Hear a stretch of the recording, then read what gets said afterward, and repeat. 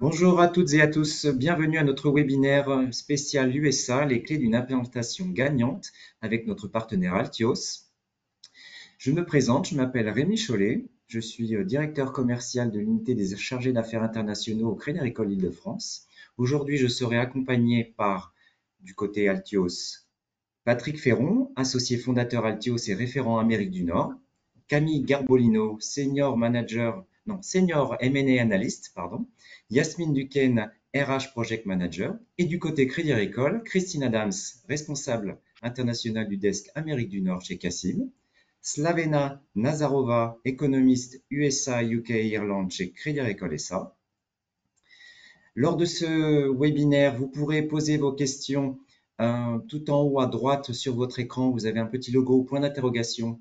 Vous posez vos questions au fil de l'eau et à la fin, nous pourrons y répondre avec nos intervenants. Voici notre sommaire. En premier lieu, nous allons faire un retour sur le contexte économique actuel aux USA. En deuxième temps, nous allons passer les différentes phases de développement sur ce territoire. Ensuite, la croissance organique et les solutions bancaires associées. Puis, nous passerons sur la croissance externe et les problématiques bancaires associées. Et nous terminerons par les talents vecteurs de la croissance. Et bien entendu, pour terminer ensuite avec la conclusion et répondre à vos différentes questions. Nous allons démarrer donc avec le premier thème, les tendances et contexte économique aux USA. Je passe la main à Slavena. Merci Rémi, bonjour à toutes et à tous. Donc on peut passer à la slide suivante.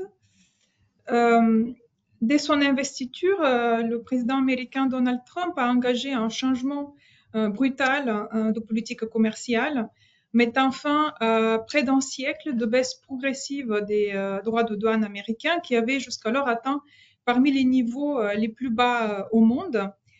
Le 2 avril dernier, l'administration Trump a annoncé un droit de douane universel supplémentaire de 10% sur toutes les importations applicables dès le 5 avril, sans tenir compte des accords commerciaux existants ou des engagements pris dans le cadre de l'Organisation mondiale du commerce. Parallèlement, les États-Unis ont considérablement renforcé leurs mesures protectionnistes au nom de la sécurité nationale, notamment sur l'acier et l'aluminium, où le droit de douane a été porté à 50%, et dans le secteur automobile, où le taux de droit de douane a été porté à 25%. Toutefois, la guerre commerciale semble déjà avoir atteint son apogée.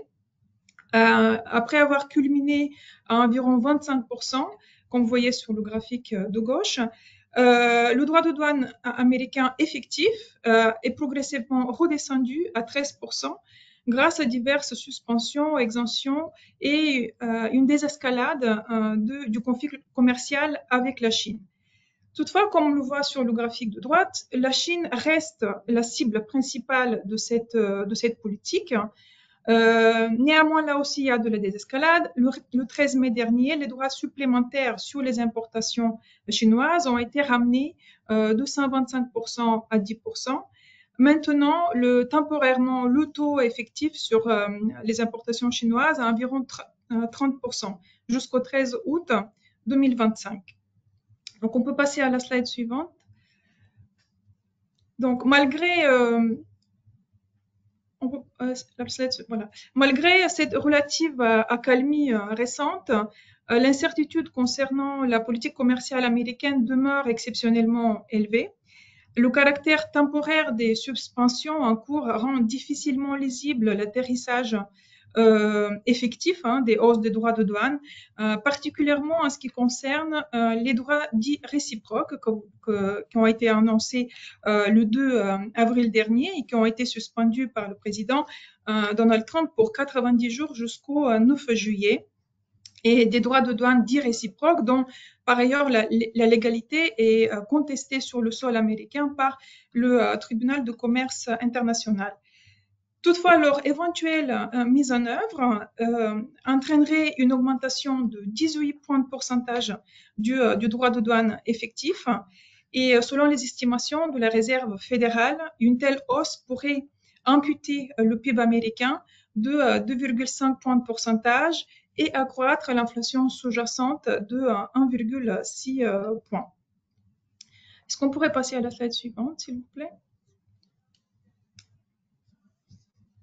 Donc, en dépit de ces turbulences politiques, les fondamentaux économiques américains restent solides. L'économie américaine s'est montrée particulièrement résiliente en dépit du contexte de resserrement monétaire de la Fed, avec une croissance moyenne annuelle proche de 3% au cours des 3 dernières années. Tout d'abord, l'économie s'avère moins sensible au taux d'intérêt qu'auparavant, puisque de nombreux ménages et entreprises ont pu sécuriser des taux fixes bas sur une période prolongée. Ensuite, comme vous voyez sur le graphique à gauche, la situation financière des ménages est particulièrement saine, avec une valeur nette globale de leur patrimoine qui a augmenté de plus de 50 000 milliards de dollars par rapport à l'ère pré-Covid, grâce à l'amélioration, à l'appréciation des marchés actions et de l'immobilier. Même si cette richesse n'est pas uniformément répartie, les fragilités semblent toutefois principalement circonscrites aux petites entreprises et aux ménages à faible revenu. Et enfin, le marché du travail, comme vous voyez sur le graphique de droite, constitue un soutien majeur à l'économie. Bien que montrant quelques signes de détérioration, il continue à afficher une santé remarquable, avec plus de 100 000 créations d'emplois mensuels, le niveau qui est considéré par la Fed comme équilibré, un taux de chômage toujours historiquement bas à 4,2%, peu de licenciements et une croissance salariale proche de 4% qui dépasse toujours les niveaux pré-pandémiques. Et enfin, si on peut passer à ma dernière slide, s'il vous plaît. Quelles sont nos prévisions, notre scénario économique, en fait, dans ce contexte d'incertitude sans précédent? La politique commerciale de Donald Trump agit comme un choc d'offres sur l'économie américaine, avec une hausse des prix des intrants qui entraîne un risque de ralentissement de la croissance et de hausse de l'inflation. Donc pour 2025, nous anticipons un ralentissement de la croissance en moyenne annuelle à 1,5%, après 2,8% en 2024, un ralentissement qui sera toutefois temporaire, sans basculement en récession, et qui sera suivi par une accélération à 2,2% en 2026. Donc cette trajectoire correspond à notre hypothèse selon laquelle les politiques défavorables à la croissance, donc à savoir ces droits de douane et les restrictions migratoires, qui sont applicables par décret présidentiel, seraient mises en œuvre avant les mesures favorables à la croissance, telles que les réductions d'impôts et la déréglementation, donc qui nécessitent une approbation législative. Jusqu'à présent, cette séquence se confirme. Le projet de loi budgétaire Big Beautiful Bill des Républicains attendant encore l'aval du Sénat. Dans l'ensemble, nous anticipons que la combinaison des différentes mesures aura in fine un effet modérément positif sur la croissance, avec toutefois un risque significatif à la baisse sur ces perspectives liées à des augmentations éventuelles plus agressives des droits de douane. Enfin, à plus long terme, comme vous voyez sur le graphique à droite, la croissance américaine est prévue en ralentissement, passant de 2,4% en moyenne annuelle sur la dernière décennie à seulement 2% sur la prochaine décennie, sous l'effet conjugué d'un affaiblissement de la productivité et d'une croissance plus modérée de la population active. Donc voilà pour mon résumé du contexte économique et des perspectives. Merci. Merci Slavena pour toutes ces informations. Nous allons passer maintenant à la deuxième phase, la phase de développement, les différentes phases de développement aux USA présentées par Patrick. Ah, Patrick, ton micro est coupé. Je vois.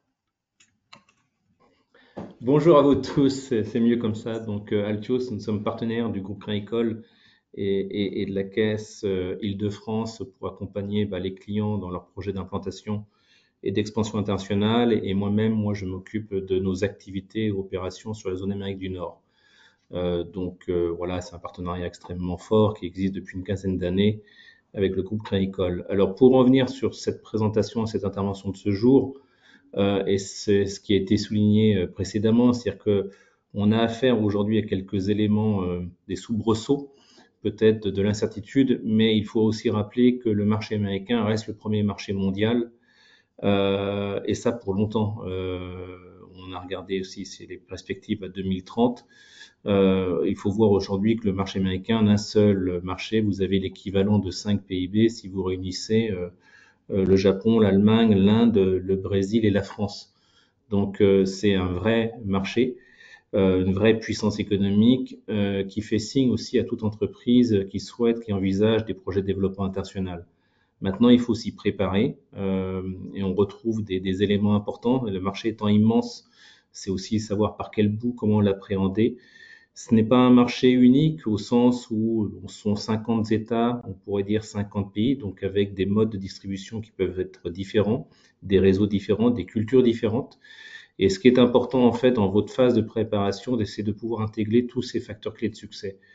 Donc ça passe par bien comprendre, décoder ce marché, bien travailler votre étude de marché, bien travailler votre business plan, donc la partie financement de votre projet d'expansion.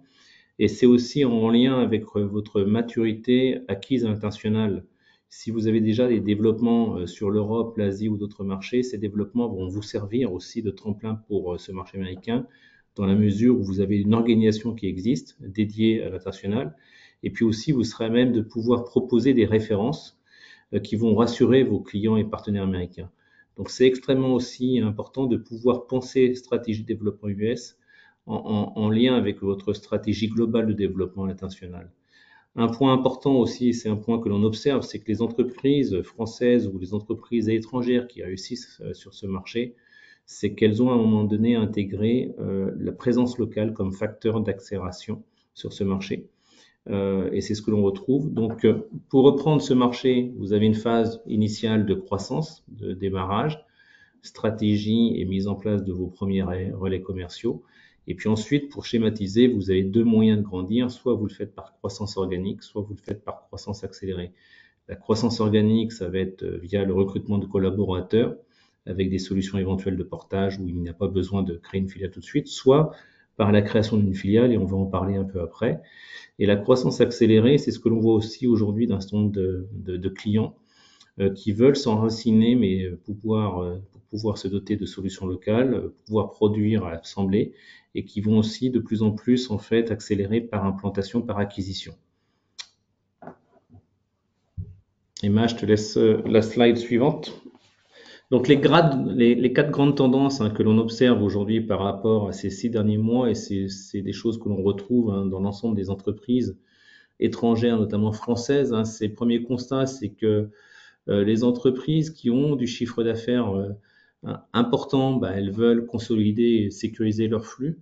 Vous avez des solutions de création de structures, de filiales, des solutions simples qui vous permettent aussi de démontrer à vos clients locaux que vous investissez dans la durée, dans le long terme. Une création de filiale, c'est $3 000 grosso modo pour la partie juridique de mise en place. Ensuite, les sociétés qui sont déjà présentes, qui ont déjà une filiale, elles vont plutôt passer à l'étape d'après, c'est-à-dire qu'elles vont aussi maintenant regarder de plus en plus à des rachats stratégiques de petites ou moyennes entités locales, mais véritablement se protéger des soubresauts politiques en se dotant de solutions 100% locales. Donc ça peut être l'acquisition, ça peut être l'implantation industrielle. Et puis aussi, les entreprises qui sont déjà présentes sur ces marchés par implantation locale, qui ont des solutions d'assemblage, elles profitent pleinement en fait du développement. On l'a signalé d'un peu plus de 2,5 sur l'an passé. On reste entre 1,5 et 1,7 pour cette année en termes de prévision économique. Et puis, quatrième tendance, c'est que les entreprises qui voulaient envisager un développement sur ce marché américain, pour certaines d'entre elles, vont plutôt consolider et accélérer sur des marchés autres. Donc ça peut être en Europe, en Asie, Moyen-Orient ou même le Canada ou le Mexique, mais attendre d'y voir un peu plus clair. Et le fruit de tout cela, c'est que le marché américain, le ticket d'entrée sur ce marché devient de plus en plus élevé, parce qu'il est important de bien s'y préparer. Et il est également important de pouvoir songer à une implantation locale pour pouvoir aussi réussir pleinement sur ce marché. Merci Patrick pour ces différentes phases de développement. Maintenant, je te laisse toujours la parole pour la croissance organique, créer sa filiale. Alors, comme je viens de vous le mentionner, en fait, la filiale est une étape importante. Ça vous permet de vous doter d'un véhicule juridique, d'une entité légale sur place, et vous devenez américain à part entière. C'est-à-dire que si vous êtes basé, si vous incorporez cette filiale sur la côte Est, sur New York, sur le Delaware ou dans d'autres États, et si vous avez affaire à des clients, où qu'ils soient, ces clients auront l'impression que vous avez une vraie entité sur place. Ils vont pas vous demander forcément tout de suite le nombre de personnes, mais pour eux, vous serez américain. La filiale vous permet d'apporter beaucoup plus de services, vous permet d'apporter un point de proximité, vous permet de facturer directement. Et ça vous permet aussi, si vous y intégrez du personnel, des ressources, de pouvoir anticiper, de pouvoir aussi voir, observer ce qui se passe sur le marché américain, et donc d'anticiper en fait toutes les nouvelles tendances, et de pouvoir aussi accompagner le développement de vos ventes en ayant ces ressources sur place qui vont pouvoir aussi apporter le support que réclament vos partenaires américains. Donc c'est extrêmement important. Il y a un ticket d'investissement en création, je vous l'ai dit, à peu près 2500, 3000 dollars en frais de création. C'est relativement rapide d'un point de vue juridique. Ce qui peut prendre un peu plus de temps, et je laisserai Christine en parler après, c'est la partie bancaire, mais c'est une question de processus. On parle souvent, bah tiens, je vais incorporer ma filiale dans le Delaware. Oui et non, le Delaware n'est pas un paradis fiscal. Le Delaware, c'est simplement l'un des 50 États américains, mais c'est un des États qui protège le plus les actionnaires. C'est pour ça que vous avez aujourd'hui beaucoup d'entreprises étrangères qui vont s'incorporer dans le Delaware. Et même plus de 50% des entreprises aux États-Unis sont incorporées dans l'État du Delaware. Parce qu'elles vont pouvoir bénéficier de cette réglementation qui profite en fait aux actionnaires, propriétaires d'entreprises aux États-Unis. L'intérêt de la filiale, c'est aussi un, un, un, un intermédiaire entre vous et le client, et pour tout ce qui est processus contentieux. C'est un vrai filtre. Ça évite aussi directement de pouvoir remonter directement à la maison mère en France. Donc ça vous protège. Et puis par rapport à ce contexte des droits de douane aujourd'hui, ça vous permet aussi de réduire en partie l'assiette d'imposition des droits de douane en jouant sur les prix de transfert. Voilà. Donc plutôt que de réaliser, si vous n'avez pas de filiale, 100% de la marge en France, vous pouvez aussi, en fonction de vos modèles économiques et de vos secteurs d'activité, privilégier une marge sur le marché américain, c'est-à-dire vendre moins cher, et c'est la filiale américaine qui va pouvoir aussi faire un peu plus de marge, mais aussi réduire l'imposition des droits de douane. Donc c'est extrêmement facile, on peut vous accompagner Altios dans la partie création avec le groupe Crédit-Agricole, et dans la partie gestion de votre filiale. Aujourd'hui, on gère plus de 150 filiales françaises sur les États-Unis avec nos équipes basées sur place. Merci Patrick. Je laisse la parole maintenant à Christine pour la partie bancaire sur la croissance organique. Merci beaucoup, Rémi. Bonjour à tous. Hello everyone. C'est un plaisir pour moi de participer à ce webinaire. Donc, pour me présenter, je suis Christine Adams, responsable International Desk Amérique du Nord pour le groupe Crédit. Nous sommes 2 au desk ici à New York au sein de Crédit CIB, qui est la banque de financement et d'investissement du groupe. Mais la mission du desk, c'est vraiment d'accompagner la clientèle du groupe Crédit, les startups, les PME, les ETI. Nous faisons partie d'un réseau de International Desk que nos collègues de Crédit connaissent bien. Donc, nous sommes 15 desks couvrant 90 pays au service effectivement de ces clients qui nous sont référés par nos collègues pour les besoins particulièrement bancaires dans les pays que nous couvrons. Donc nous, au desk Amérique du Nord, on couvre les États-Unis et Canada. Et chaque desk, selon le profil en fait du marché, du pays, il y a des différentes typologies de services. Il peut y avoir des desks qui sont chargés de faire eux-mêmes, qui ont un portefeuille de clients, d'autres desks qui travaillent avec les banques qui sont filiales du groupe, qui sont les banques commerciales, par exemple en Crédit Italia, et d'autres desks comme nous à New York qui sont plutôt en liaison avec soit nos collègues du groupe Crédit, soit avec des banques partenaires, parce que en fait la demande la plus récurrente, c'est plutôt des besoins d'ouverture de compte. Et par exemple, aux États-Unis et Canada, il n'y a pas notre groupe n'exerce pas l'activité de banque commerciale. Donc, on a noué des partenariats avec des banques américaines locales. Donc, il y a 15 desks dans le monde. On a aussi un collègue qui est International Business Advisor qui qui travaille en synergie avec les différentes équipes du groupe Récolte pour un soutien coordonné avec des ETI internationales. Donc, c'est information auprès de nos clients qui découvrent le marché, les comptes. On est aussi impliqué dans les financements, les garanties, etc. Donc, pour la prochaine slide. Donc, pour créer, en fait, quand on crée une nouvelle filiale aux États-Unis, on a besoin d'ouvrir un compte pour cette nouvelle entité. À savoir que le marché bancaire aux États-Unis, c'est très fragmenté à cause de notre système fédéral du pays. Donc, c'est un pays qui est très atomisé au niveau bancaire. Il y a à peu près 4000 banques différentes. Vous avez les grandes banques multinationales qui sont présents en fait sur le pays, mais qui ont un appétit limité pour la nouvelle filiale américaine qui se crée d'actions étrangers. Il y a aussi des banques régionales qui sont aussi peuvent être domestiques, mais quand même dans plusieurs États. Et puis après, vous avez des banques qui sont toutes petites aux États-Unis, qui sont les community banks, qui sont en quelques agences autour d'une ville, mais qui sont très impliquées dans le tissu économique local, qui connaissent très bien leurs clients, mais qui sont quand même, qui ont des freins au niveau opération à l'international. C'est aussi un marché bancaire qui est extrêmement réglementé. On est supervisé à titre fédéral, à titre étatique. Donc, il y a beaucoup de réglementation et de conformité, de compliance des banques. Donc, en fait, il y a un pool bancaire aux États-Unis qui est assez limité à avoir de l'appétit de travailler avec une nouvelle entité qui se crée d'actions étrangères. C'est pour ça que nous, au groupe Récolte, on accompagne nos propres clients auprès de nos banques partenaires pour que nos clients puissent bénéficier de cette historique de relation que vous avez en France pour une recommandation, une referral auprès de nos banques partenaires qui prennent en compte notre relation avec vous. Et ça donne aussi la capacité à nos clients de pouvoir ouvrir le compte depuis la France et aussi de le gérer depuis la France avec des signataires qui n'ont pas besoin de se déplacer aux États-Unis, qui ne sont pas les US persons. Donc ça, c'est quelque chose qui est un atout pour vous. Donc, c'est un compte résident qui se crée pour la nouvelle filiale américaine, à savoir qu'il n'y a pas ce besoin d'ouvrir le compte des dépôts de capital comme c'est en France, en fait. Vous créez la société, vous obtenez le certificat d'immatriculation de la société américaine, le numéro d'identification fiscale qui vient après, et après, c'est le compte qui s'ouvre. Il n'y a aucune banque qui peut ouvrir un compte sans avoir ce fameux EIN, Employer Identification, qui est le numéro fiscal fédéral. C'est nous qui faisons la lettre de recommandation, et puis après, ce sont une checklist assez classique chez en fait, comme en France, en fait, c'est l'organigramme du groupe qui remonte jusqu'au beneficial team, ainsi que les copies d'identification de chaque des associés et des signataires.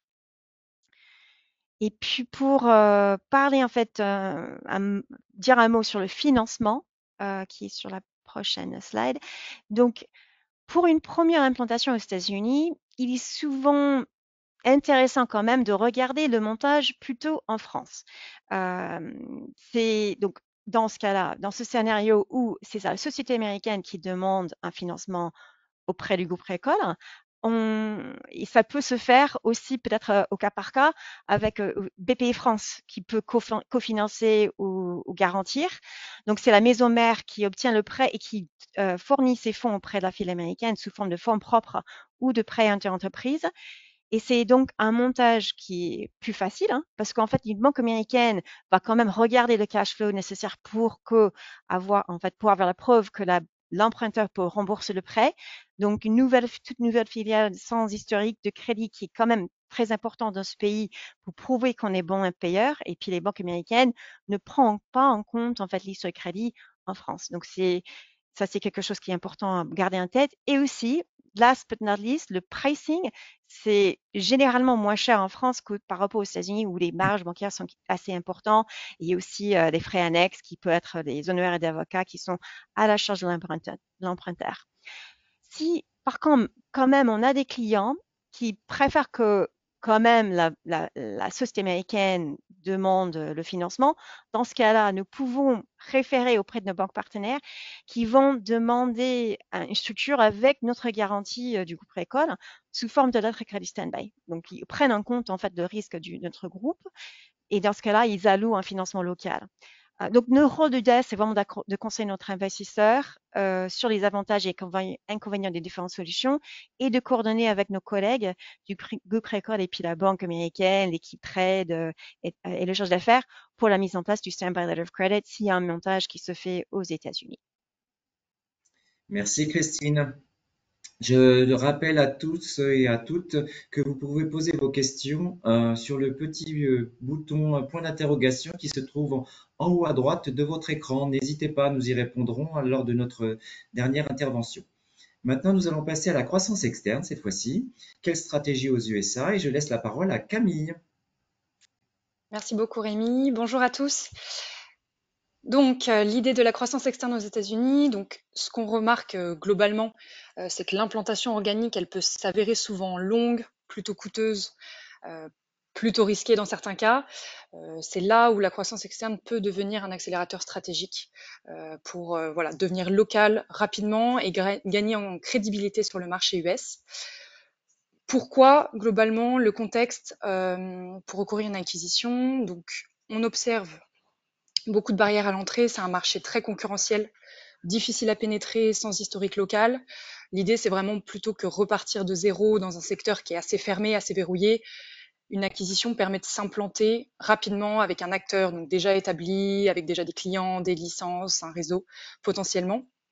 Ensuite, ce qu'on observe aussi, c'est que certaines entreprises ont du mal à atteindre une certaine croissance. Elles ont une croissance qui est assez plafonnée, donc cette acquisition leur permet mécaniquement de franchir un cap. Le développement de cette présence locale peut prendre du temps et des ressources. Donc racheter un acteur opérationnel, c'est forcément voilà, un gain de temps et d'efficacité. Il peut y avoir également des opportunités d'intégration verticale ou horizontale qui seraient encore inexploitées et parfois aussi inconnues pour certains de nos clients. Voilà, l'idée, c'est potentiellement de sécuriser l'approvisionnement, contrôler la distribution, renforcer une position marché déjà existante ou non. Et donc, l'avantage aussi principal, c'est que la plupart de ces processus sont menés à distance et donc être directement sur place sur le marché américain, ça permet voilà, d'avoir une présence locale qui donne un accès beaucoup plus facile à ces opportunités-là, une fois une première implémentation. Donc l'idée, c'est vraiment de capter rapidement des synergies industrielles, d'approcher des sociétés qui ne seraient pas officiellement à vendre, ce qu'on appelle le off-market chez nous. Donc voilà, c'est souvent des sociétés qui sont plus intéressantes stratégiquement. Donc en bas, on a deux attitudes qu'on peut avoir face à un processus M&A, face à de la croissance externe. Donc on a la première version qui est l'attitude du pêcheur. Donc c'est vraiment le client, la société qui attend les opportunités. Voilà, il va répondre à des processus publics organisés, donc par exemple par des banques. L'inconvénient de ce processus-là, c'est que la cible, elle va être visible potentiellement par tous, que les valorisations sont généralement tirées vers le haut et voilà, qu'il y a un temps de réactivité qui est limité. Et donc voilà, il faut que nous, on soit très réactifs sur ce genre de processus.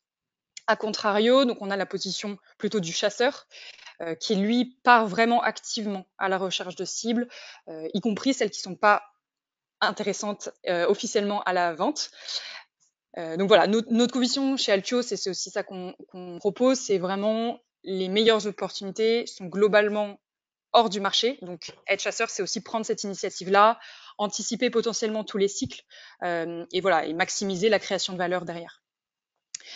Donc les avantages clés globalement, donc la stratégie proactive, c'est créer ses propres opportunités, sortir des radars. Ce qui peut être intéressant aussi, c'est la maîtrise du temps. Donc, on pilote vraiment le processus, on choisit le bon moment. Il y a toute une discussion qui se fait sur le long terme. L'idée derrière, c'est aussi d'obtenir l'exclusivité avec des cibles qui ne seront pas forcément publiquement à la vente. On va créer aussi de fortes synergies industrielles. C'est vraiment une idée qu'il faut avoir en tête, c'est la vision industrielle. Anticiper aussi tous les enjeux de l'intégration dès le début, dès les premières discussions avec des sociétés qui sont pas forcément encore officiellement en vente. Et en termes voilà, de mise en place, nous, on a quelques facteurs de succès qu'on a pu éprouver avec l'expérience Altios. Donc la première idée, c'est rester flexible sur les critères. En termes de taille, de structure, de localisation, nos clients ont souvent une idée déjà très fixe dans leur esprit. Et c'est vrai que ce qu'on leur apporte aussi, c'est voilà, de bouger sur cette partie-là, de construire un projet industriel solide. Il faut être ouvert au co-investissement. Ça peut être aussi une option qu'on peut avoir en face, hiérarchiser ses critères de ciblage et disposer potentiellement de compétences interculturelles et linguistiques, notamment l'anglais sur la partie US. Aujourd'hui, l'idée, c'était aussi de vous proposer une étude de cas qui puisse un peu vous montrer voilà, comment nous, on fonctionne et quelles sont les différentes étapes. Donc, la première étape correspond à la validation voilà, du cahier des charges, du scope qu'on va vraiment établir avec les sociétés, donc en termes d'activité, en termes de géographie de clients, d'autres critères qui peuvent être importants pour certaines sociétés, en termes de financier bien sûr, d'actionnariat, actionnariat privé, public, filiale de grands groupes, en termes de structuration. Si on parle d'une acquisition majoritaire, minoritaire, donc voilà, on a tout ce cahier des charges, nous, qui nous permet après de faire une recherche marché exhaustive. Donc voilà, l'idée, c'est qu'on identifie des sociétés qui rentrent sous ce scope-là. Dans un exemple de 75 sociétés, par exemple, aujourd'hui, on vient faire un exercice de qualification.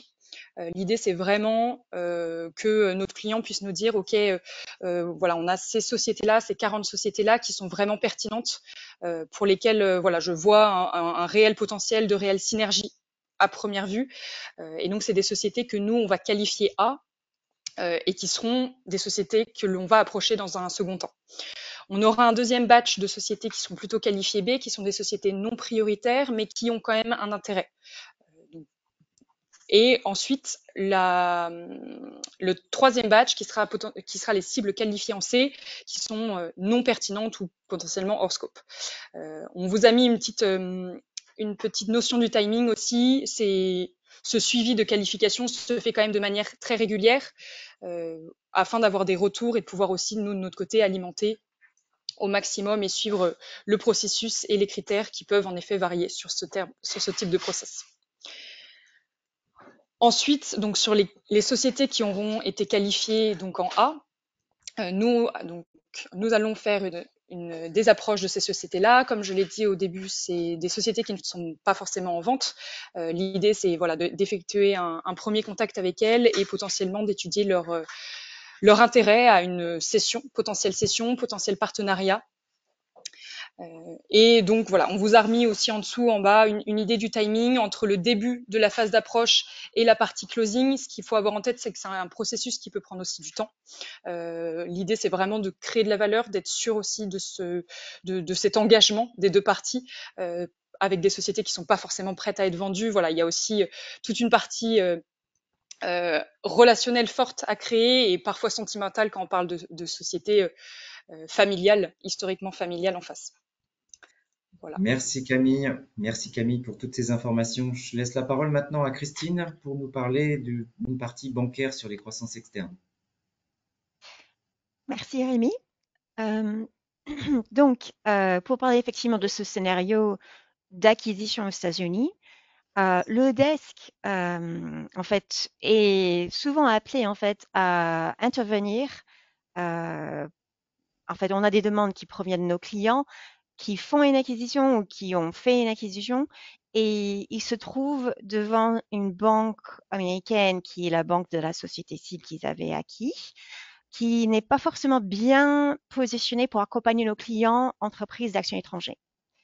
Dans ce cas-là, nous pouvons effectivement proposer une banque partenaire qui est plus pertinente avec une équipe dédiée à des PME et des ETI internationales pour faire des solutions plus adaptées, que ce soit dans le cash management, parce qu'il peut y avoir effectivement ce sujet de devoir ajouter des signataires à distance, comme j'ai indiqué tout à l'heure, des solutions, en fait, des plateformes de trésorerie qui sont plus adaptées de pouvoir effectuer les paiements depuis la France, mais aussi pour les ETI internationales, il peut y avoir des ETI qui ont plusieurs comptes dans le monde et qui cherchent plutôt des services, des solutions plus techniques qui sont sous format de SWIFT, que ce soit MT940 pour le reporting ou MT100 pour les transactions.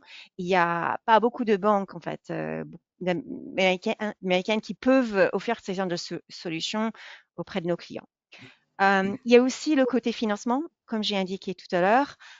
Il peut y avoir un besoin de financement sur place, en fait, de rembourser les lignes, en fait, parce que la banque américaine existante demande de rembourser les lignes. Nous, on peut effectivement proposer à une banque partenaire de faire une étude de financement avec notre garantie, en fait, au cas par cas, où c'est quand même la banque américaine qui prend le risque du groupe Précole pour faire un financement auprès de la filiale américaine, en fait, qui est changement d'actionnariat. Donc, il y a deux types de financement qu'on voit les plus souvent. Donc, ce sont des lignes de crédit court terme. En fait, ça, c'est vraiment pour répondre aux besoins de fonds de roulement. Donc, il y a une limite, un montant maximum, mais c'est le client qui fait des tirages en fait sur la ligne pour les besoins ponctuels et qui peuvent rembourser. En fait, donc c'est pour 1 an renouvelable et c'est adossé par une standby letter of credit qui match en fait ce schéma de annuellement renouvelable. Après, il y a des prêts moyen terme pour répondre aux besoins de CAPEX, d'investissement, d'aménagement d'usines, par exemple. Et ça, c'est les term loans. Et aux États-Unis, les banques américaines n'aiment pas trop faire des financements plus qu'à 5 ans maximum, mais qui peuvent quand même faire un schéma d'amortissement qui est plus souple jusqu'à 15 ans. Donc, ça veut dire qu'au bout des 5 ans, on rembourse la ligne, en fait, la dette ou on refinance en fait le montant existant. Donc ça, ce sont des 2 schémas où on intervient le plus. Merci. Merci Christine. On va passer à la partie suivante. Alors on retrouve les coordonnées de Christine. Voilà, on passe à la partie suivante, les talents vecteurs de la croissance. Je laisse la parole à Yasmine. Merci beaucoup Rémi. Bonjour à tous. Yasmine Duquesne, chef de projet RH au sein d'Altios pour la zone Amérique du Nord. Effectivement, je vous propose maintenant de parler des talents. Et avant d'entrer dans le cœur du sujet, un rapide état des lieux sur le marché américain, un marché à la fois dynamique et sous tension. On peut observer un taux de chômage historiquement bas à 4,2% début 2025, comme l'évoquait Slavena tout à l'heure. Encore moins d'ailleurs pour les profils type cadre, plutôt autour de 2%. Donc ça traduit un très fort dynamisme sur le marché et une compétition intense pour pouvoir attirer les bons profils. La médiane d'ancienneté, elle n'est que de 3,9 ans contre environ 9 ans en poste en France. Donc ça, c'est aussi la preuve d'une mobilité professionnelle élevée et le fait qu'il faille vraiment pouvoir fidéliser les salariés sur le long terme. À noter également que les processus de recrutement sont également très courts, entre 4 à 6 semaines en moyenne. En France, ça peut aller jusqu'à 12 semaines. Donc un marché très très dynamique. Et puis une autre réalité à ne pas du tout négliger, 50 États, presque comme 50 pays, comme l'évoquait Patrick tout à l'heure. Donc effectivement, on a des disparités aussi qui vont être très fortes entre les États en termes de rémunération, avec des rémunérations qui peuvent être multipliées par 2, 2,5 selon les États, et un taux horaire qui va être très différent parfois entre le minimum fédéral et le minimum appliqué dans les États. Donc, c'est également à prendre en compte. Et on estime par ailleurs qu'une erreur de recrutement peut coûter jusqu'à 2 années de salaire une fois qu'on intègre les coûts de recrutement, de formation, départ, perte de productivité, l'impact managérial. Donc, on est sur un environnement ultra dynamique dans lequel les talents n'hésitent pas à changer d'employeur et où forcément, chaque embauche devient pour vous un investissement stratégique qu'il faut bien préparer. Donc, si on passe à la slide suivante, lorsqu'on prépare son projet de recrutement aux États-Unis, il faut avoir les bons réflexes. La première étape, forcément, c'est de radiographier le marché, étudier la maturité du marché, étudier son potentiel, étudier le paysage concurrentiel. Quels sont les employeurs qui chassent les mêmes talents que moi et dans quelles régions sont-ils? Et puis, pouvoir construire un modèle économique cohérent avec la construction d'un package qui attire et qui retient. Quelque chose à savoir lorsqu'on construit ce package, déjà, la plupart des contrats aux États-Unis sont ce qu'on appelle at will. Donc, ça signifie qu'un employeur ou un employé peut mettre fin à l'emploi à tout moment, pour n'importe quelle raison, tant que cela ne viole pas la loi, mais sans vraiment de période de préavis. Les charges patronales, nous, on a l'habitude de dire qu'elles sont comprises entre 12 et 15%, donc elles sont vraiment beaucoup moins importantes qu'en France, donc il faut aussi le noter. Et puis, important à noter également, et vous le voyez sur la droite, les attentes en termes de variables pour des profils commerciaux, elles peuvent être élevées. Vous devez avoir à l'esprit qu'aux États-Unis, le variable, il est taxé à hauteur de 40% pour le salarié, d'où le fait aussi que les attentes en termes de niveau de variable soient aussi relativement élevées. D'ailleurs, il est très très important pour les profils commerciaux de connaître les règles du jeu avant de démarrer un nouvel emploi, avec des objectifs commerciaux très très clairs. Donc pour le coup, même si le contrat il est at will, les salariés américains partent du principe que leurs objectifs et le système de primes doit être écrit. Donc ça, il faut aussi que vous puissiez bien l'anticiper. Et puis ensuite, sur les autres composantes du package, on va avoir la couverture santé, donc pas de système de sécurité sociale universel aux États-Unis. Les charges patronales, elles sont donc moindres, on l'a vu. En revanche, il faut pouvoir prévoir une assurance santé privée avec une prise en charge à la discrétion du coup de la société. Une assurance santé pour une personne seule peut avoisiner les 950 $ par mois et aller jusqu'à plus de 2000, 2500 $ par mois pour un plan de santé familial. Il n'y a pas vraiment de règles sur la manière de faire, mais généralement sur un plan santé individuel, il est quand même attendu par le salarié que la société puisse contribuer au plus haut. Ensuite, on a le 401k qui est l'équivalent américain du plan d'épargne retraite. Donc là également, la société peut décider d'abonder ou pas. C'est de l'argent qui n'est pas taxé pour le salarié, donc c'est assez avantageux et c'est un vrai levier pour pouvoir attirer et fidéliser. Et puis après, en termes de congés payés, on vous a indiqué ici les pratiques et ce qu'il se fait, mais bien évidemment, ça reste également à la discrétion de l'entreprise et c'est à prendre en compte lors de la construction du package. Et puis ensuite, on va avoir le choix du bon cadre d'embauche pour pouvoir embaucher aux États-Unis, que ce soit via une filiale ou via un système de portage pour vous permettre de tester le marché et d'embaucher rapidement sans créer de structure.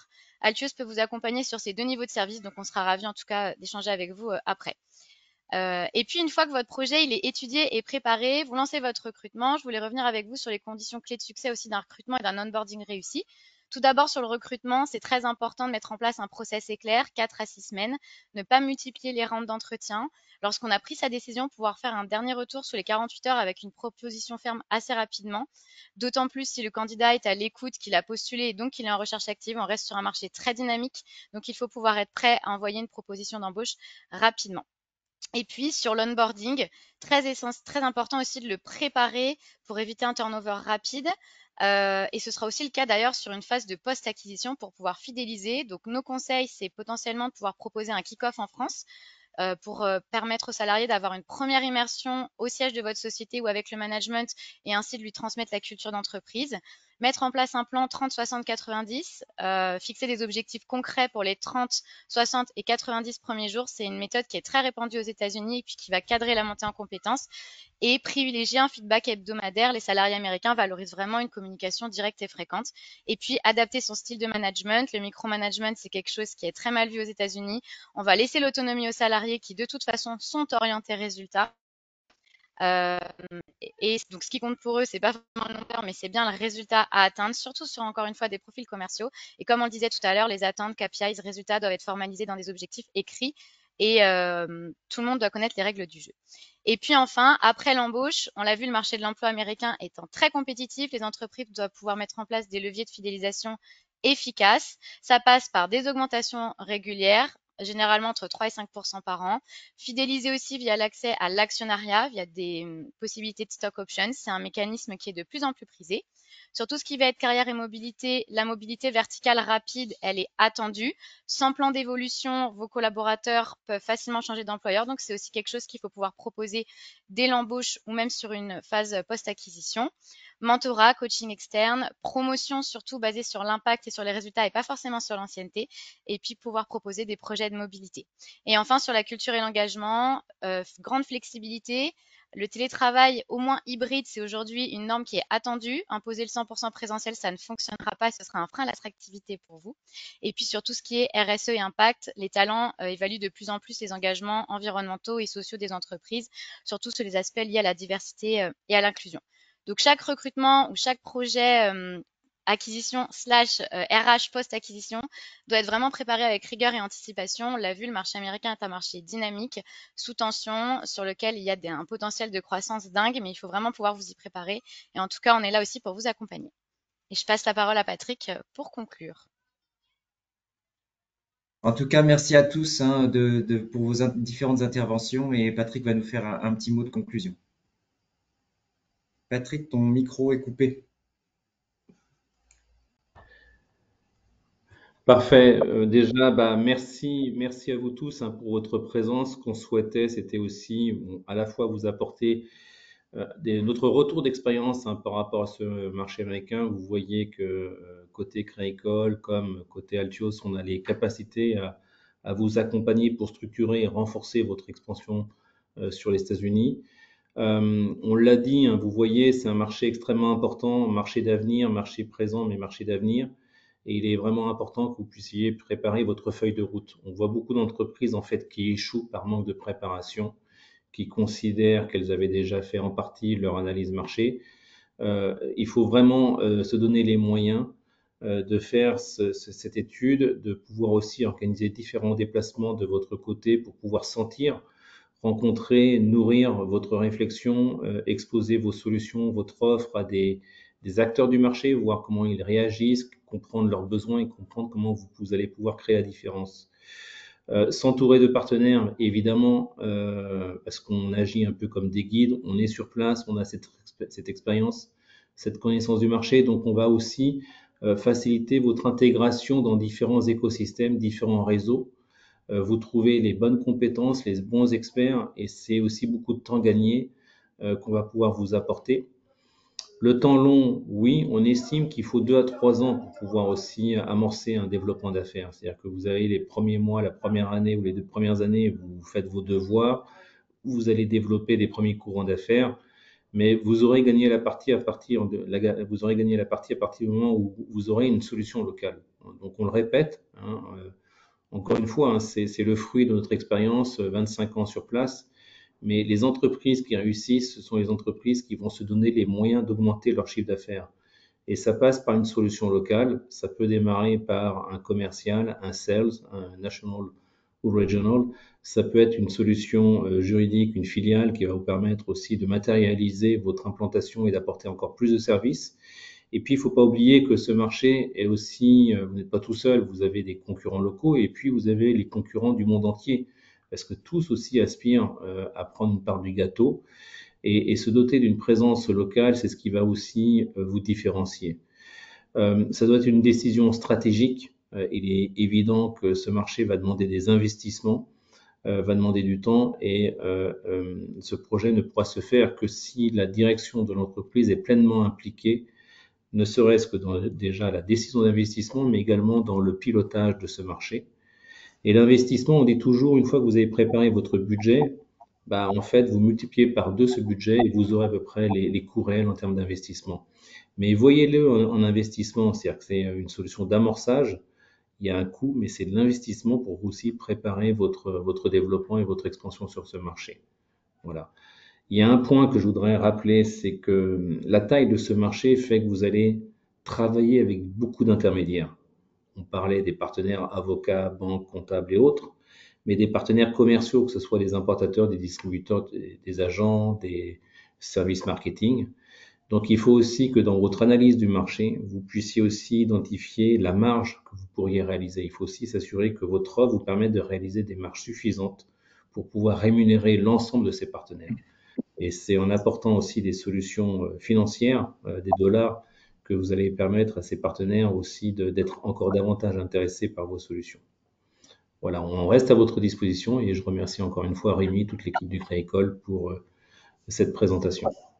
Merci Patrick. Alors, dans le fil des questions, on a reçu quelques questions et j'en ai une plus particulièrement pour Christine qui me parle des comptes non résidents. La personne voulait avoir un peu plus d'informations, comment ça pouvait fonctionner. C'est une étape qu'on Oui, a pas forcément abordée.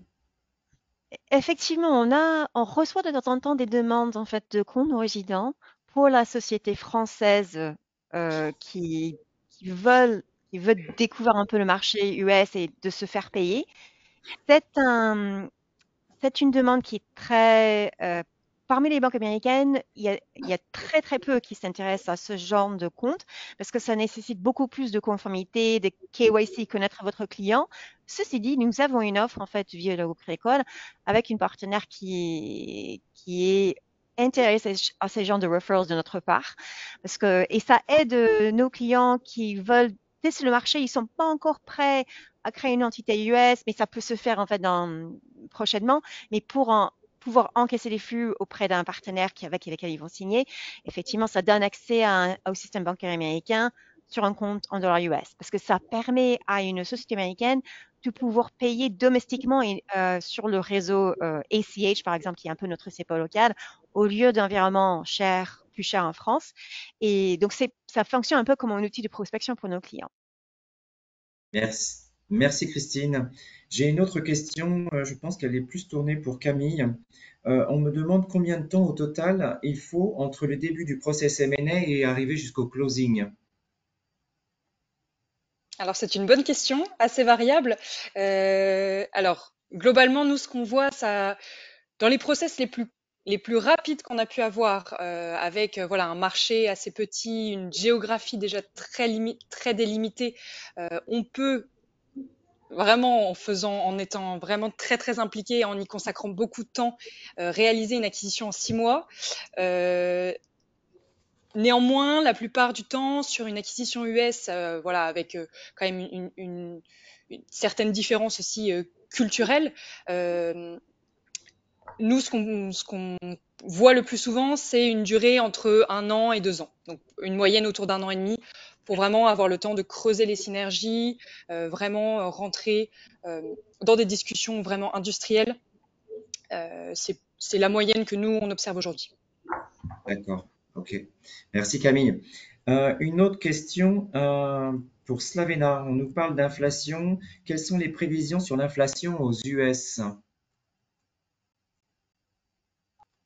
Ah, Slavena, ton micro est coupé. Oui, excusez-moi. Merci. Oui, effectivement, comme je l'ai dit, la politique, en fait, les politiques économiques de Trump sont pro-inflationnistes. On a clairement un biais donc à la hausse sur l'inflation. Une inflation qui aujourd'hui reste assez modérée. On est à 2,4% pour le CPI. Un petit peu plus pour le sous-jacent, c'est-à-dire l'inflation hors énergie et alimentation à 2,8%.